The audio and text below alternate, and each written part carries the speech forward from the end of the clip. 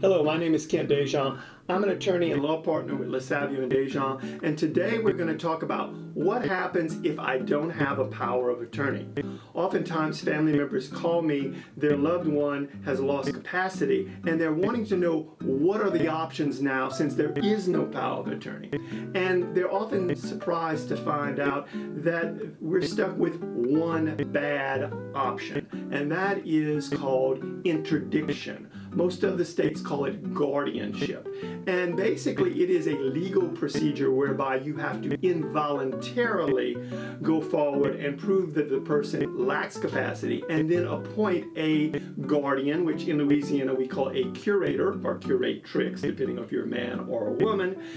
Basically, this is not a good option because, number one, it takes a lot of time. Instead of taking a couple of weeks or a couple of days to do a power of attorney, instead for an interdiction, you may be talking about several months before it can be accomplished because you have to go through all the procedures and all of the delays.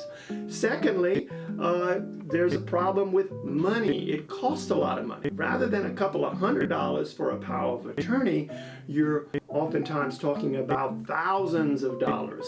First of all, you have to pay court costs. Your family would have to pay an attorney to represent them in the interdiction proceeding. Not only do you have to pay that, but you also have to pay the attorney that's going to be representing you in the matter. And finally, it's going to be the gift that keeps on giving with regard to attorney's fees and court costs, because every time your curator needs to do something, they have to get court approval, which increases the attorney's fees and court costs even more. Finally, we don't like interdiction or guardianship in Louisiana because since you have not given any guidance to the court has no idea who you want.